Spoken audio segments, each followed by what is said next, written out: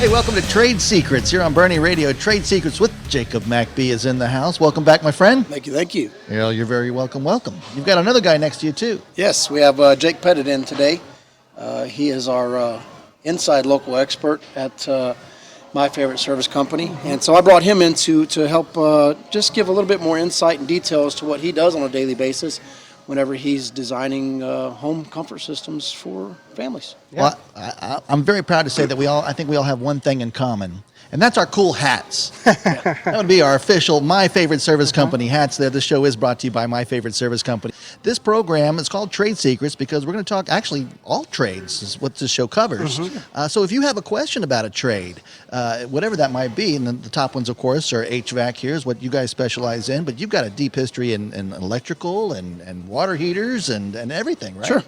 We have people listening to the station new all the time, and so they're maybe hearing this program for the first time. So let's reset. My Favorite Service Company is a new company, but you've been in the business for 25 years? Yeah, so I started in the business in 1997. Makes me feel a little old to say that. Not too old. No. Still got a lot of years It's the ahead late of me. 90s. It's yesterday. And so yeah, I started in the business in the late 90s, 97. And I started off as a helper, and worked my way through the business, essentially at every point and everything in between, and just really have enjoyed it the entire way. Just the other day, I was running service calls and helped on an install. I'm never afraid to get out there and do it. I still enjoy doing it. I enjoy every part and piece of it, and I still even clean the toilets whenever they're dirty at the office. I'm not opposed to any of it, and I never feel like I'm above any of it. And so, yeah, we come to the public and bring you something that would help to educate customers, because one of my favorite sayings from the very beginning, and I don't know if I read this somewhere or if I made it up myself or what the origination of it was exactly, but knowledge is power and perception is natural. Show the customers what you know through your actions. And so when my technicians and guys are out in the field and they're installing or working or whatever they're doing inside the customer's home, I tell them, just make sure you're doing your very best. Educate that customer, show them, teach them, but always do your very best. Don't leave anything out on the table. If you walk away from it and you think you could have done better, then the next time you better do your very, very best. Always leave it out on the table. But a lot of it always comes down to what the education of the customer is. And I fully believe that an educated customer is the best customer. Because what they know is important, but what they don't know is even more important. And we need to educate them on what it is they don't know so they can make an educated decision, because that's the best decision they can make. And so in Trade Secrets, it was never about coming up with a podcast or radio show or YouTube channel to say, I'm going to throw these guys under the bus and tell why I'm the best. But more so, it's about raising the bar for what the customer should expect and what the industry delivers. And so we come to the customer, and our belief... You're making everybody better, even your competitors, As long as we're delivering better to the customer, I'm happy with it. Look at you. With it. So, whenever we go to the customer's home, it's our job to educate them. And so, a good friend of mine, Weldon Long, he came up with an example sometime back. And Weldon said, we call him Wally. Wally says, if you go to the doctor and you've got a hurt elbow, and you go into the doctor's office and the doctor checks your blood pressure and things like that, and he sees you got your bad elbow, and he says, okay, do this, do that, and your elbow is fixed. And then a week later, you have a massive heart attack, God forbid. Something terrible happens. The doctor's walking by. He says, hey, man, what are you doing in here? And you say, hey, Doc, you wouldn't believe it. I just had a massive heart attack. And Doc says, hey, could have told you that last week. Blood pressure's through the roof. I saw signs all over the place. And you tell the doctor, well, why didn't you tell me? This is because you came to me about your elbow, not about your heart. Right. Well, if we walk into a customer's home and we see there's a problem, an issue, a concern, something may come up in the future, it's not our job to decide what to tell you, not to tell you. It's our job to educate you, and then your choice to decide, I want to take care of all of it, none of it, a little bit of it, or something in between. And so that's what we believe. And so, and a lot of what we do is we're trying to bring out the trade secrets to say, look for this, watch out for this, expect this. If you haven't had this, then you should be getting this. And just bring out the secrets to the customer so they can be educated and making educated decisions. Because look, we live in our homes, the air that we breathe inside that home, our families breathing, the temperature of that home, the humidity levels in that home, all these things are protecting our home, our health, and our comfort. And it's more and more important today because our homes are so much tighter and we live inside so much more. And the pollution in the air obviously is getting worse, and allergies are getting worse, and all these other things. Nothing's getting better as far as that's concerned. So the importance of taking care of that home, health, and comfort is more and more important. So we want to bring these things to light, let people know, educate them, and hopefully inside of that, every competitor behind brings a higher level of service to the customer and they get a better job. And that's why my favorite service company is myfavoriteservicecompany.com.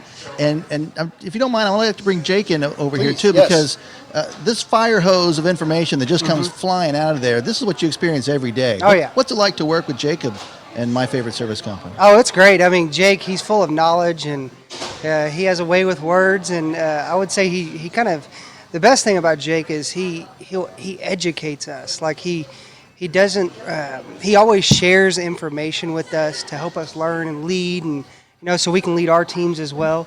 And so the guy's full of knowledge, and I love working with him. Awesome. Hey, that number again is 830-212-4222.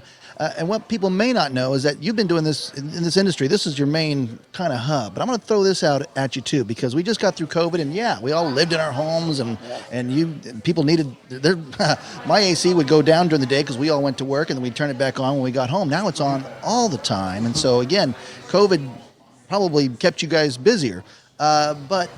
Not a lot of people know that you're an entrepreneur and you've got a little side hustle going on there, and you survived COVID because you're also in the restaurant business. You've got a couple of places. Can you throw a plug to one of those in New Braunfels, right? Sure. So my brother actually owns a restaurant in New Braunfels called Buffalo Wings and Rings. Love that place. And he started in New Braunfels 12 years ago, I think it is now. And he came from a utility job. He was a utility worker.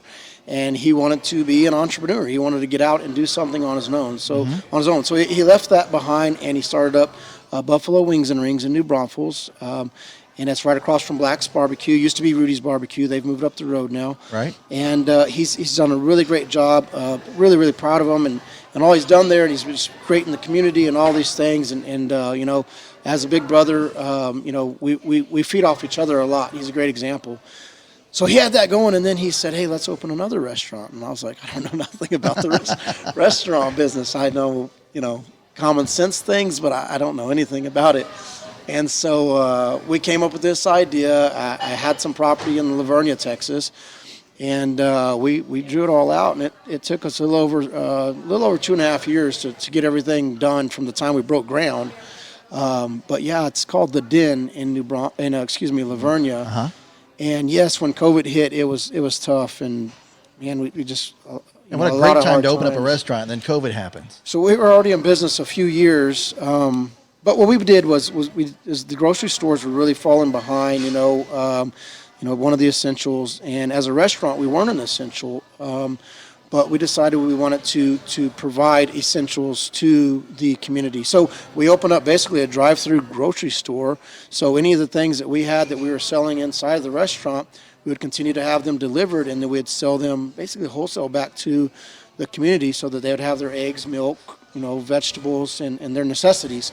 And so that's how we kept the lights on and kept people employed through COVID, and it's paid off dividends. We're back out of that and doing really good. We've been very blessed, and yeah, it's been a ride. But Levi mainly takes care of the restaurants. I kind of stay out of them unless I'm there to eat or fix the AC. Yeah, exactly. That's cool. Well, hey, we are broadcasting from the Bevy Hotel. So you specialize in residential, but I think you might be helping them out here a little bit. Yes. And again, too, you're serving the Hill Country, and you're making your new home in the Hill Country. Yeah. So we're moving out of the Livonia area and hopefully into the New Braunfels area. Nothing's set for sure yet. Obviously, those things are up in the air. But yeah, I'm moving closer to where I'm primarily at all day long. Because you cover all the way from, I dare say you cover anywhere, but your sweet spot, would you say 1604 to Austin and all the way across the Hill Country? We actually have a crew in Austin right now doing a complete install for a customer. that was recommended to us from a local hill country, New Braunfels customer. And so, yeah, we're there doing that. We've been to Fredericksburg, all through the hill country, back down to San Antonio. As a matter of fact, we were on Bandair Road inside of 410 earlier this week doing a job also. And so, yeah, we travel quite a bit. And as I said, we're there to provide the best service we can, and sometimes that requires a little extra travel, but that's okay. We'll do it because we want to take care of our customer. That's what. Hey, but when we get back, we're going to take a short break. We want to talk about purchasing a new air conditioning unit because I kind of have a feeling it might be like buying a car. Sometime back in 1974, it might have been the same price. But would you mind if we go there when we get back? Not a problem. Happy to.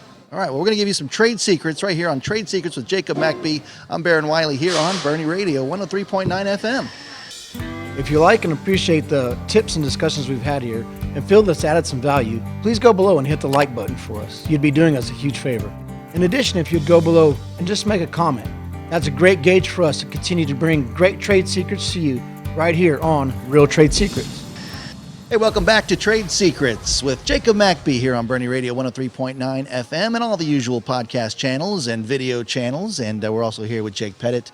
And in this segment, and we thank you for joining us, we're going to talk about purchasing an AC system, a decision that no one likes to buy tires and no one likes to buy a roof and no one likes buying an AC service. But when you listen to this show, you're going to learn a whole lot more, know the right questions to ask and get those questions answered right here on this program. And it's on demand for you at any time on any of these platforms. And so, Jacob, I say welcome back to the program. Thank you. You're very welcome. You're so polite, too. You ever notice that? Hey, so I need to buy an AC unit. My thing's dead. It's 20 years old. I'm in the market, and you guys show up. Where do I start? Well, you gotta call somebody. You got to call somebody. Who would you call? I would call my favorite service company. Now, in fact, I will tell you this. I don't know if this is special or not there, too, but you guys respond quickly, and you get somebody out there quickly. And I don't know how you do it because you're just like, oh, we'll see you on Thursday between the hours of midnight and 4. No, not you guys. I needed you. You came out. So props to you. My favorite service company validated once again. Well, little extra piece of that when we're telling trade secrets. Yeah. Is one of the big things that we have is sometimes you don't get that I'll be there right away answer. You're going to get an answer like, hey, it'll be on Thursday. But sometimes you get that, okay, we'll be there right away, and then reschedule. Ah. We don't like doing that. We want to be up front. We want to be honest with you. We're going to get there as fast as we can, but if we can't, we're just going to tell you up front. That way, if you really got to get somebody, you can call someone else. You're not waiting around on us. Most importantly, we want to always be up front and honest with you. Integrity, maybe? So, wow. And back to the common courtesy thing. It's like I'd said in one of the first shows that we had. My dad taught me a long time ago, and I lost him very early in life. But one of the main things he ever said was common sense and common courtesy. And if I didn't answer yes ma'am, no ma'am, yes sir, thank you, I'm not going to say it, slap me in the back of the head, but he'll definitely give me a look that felt like a slap in the back of the head. And that was my hero, and so that was instilled very early on. And he was allowed to call you boy. Yeah. And so it's funny because my kids are real big on it because I'm real big with them on it. And I get a lot of compliments, and I also get a lot of, you don't have to call me that. But, hey, we do it anyways. Yeah. But, as far as the air conditioner is concerned, and yes, you'd said it earlier, is it like buying a car or something as simple as that? And, yeah, it should be, but it is much more complicated. Is it? Yeah. Yeah, it's much more complicated. The biggest difference is if you go out on the car lot and you look at the car, here's the car, it's done. You get in it, you put it in drive, and you drive off, and it's ready to go. Well, with the air conditioner, it's quite different because you don't get to walk on the car lot. You have to call somebody out. So who do you call? You call somebody that you like and trust, or somebody that's been referred to, or whatever the case is. And then you wait there anticipating what's going to happen at that point. When they show up, they've got to take you through a process as to what they're going to do, whatever their process may be, and educating you, hopefully, on what options you have and what's going to be good for your home and those things. But the difference is that car is a completed product. You get in and you drive off. The air conditioner, until it's into your house, installed, up and running, it's still an unfinished product. So even through all the upfront process in the beginning, all you got is some boxes sitting in a warehouse somewhere waiting for a craftsman to put them together to cool your home, to make it, cool and comfortable, like you obviously you're looking for. And so, you know, for us, we have not just air conditioners, but we have home health and comfort protection systems, because there's so many things to think of when you're doing that. And that's why I brought Jake in, because Jake is our our comfort solutions leader in the office, and he literally goes through and he engineers these things for customers on a daily basis. He takes into consideration, you know, all that's necessary. And so from the very beginning, you know, Jake, tell us, what is it about sizing an air conditioner that's so important? Because, you know, I obviously know the answers, but some people think, well, you know, I've got a 2,000 square foot house, about 400 square feet per ton. Let's go with a 4 ton. You know what? Up it up a little bit, and let's just go with a 5 ton, so I make sure I'm good in case we have a party next weekend or something. Tell me about why engineering an air conditioner is so important for the home and the family that lives in the home, not just the size of the home itself. Yeah, that's a great question, Jake. So there's a lot that goes into engineering a system for a house. It's not just based off square footage. There's other things and other factors we look at, and that is the type of windows you have in your house. That's also the type of insulation you have in your attic, the type of ductwork you have in your home, if your home is sitting on grade, which is concrete, or if it's on pier and beam. There's a lot of different factors, even when it comes to the direction your house faces. So you may have a 2,000 square foot house that's, you know, your next door neighbor or across the street, but both those houses are facing different directions. That house across the street may need a different amount of heating and cooling than your house needs, just because of the direction, and that's it.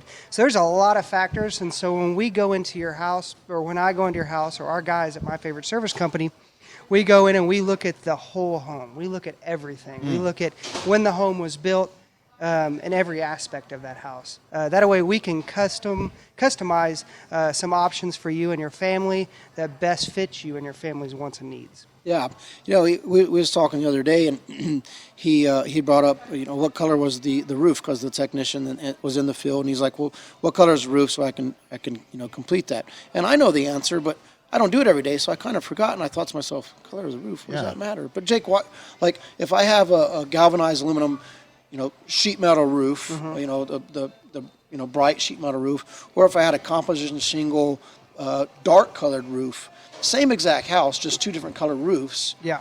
How much difference does it really make? It makes a pretty big difference. The reason why is because, like, your typical asphalt dark shingled roof, it just requires a lot more. It puts a lot more heat load on your house versus an aluminum roof reflects heat a lot more. So you don't need as much heating and cooling for that house. Does that make sense? Yeah, absolutely. And so the hottest roof would be that hot tin roof, and what's the best roof? Yeah, exactly. And So you don't need that 5 ton necessarily.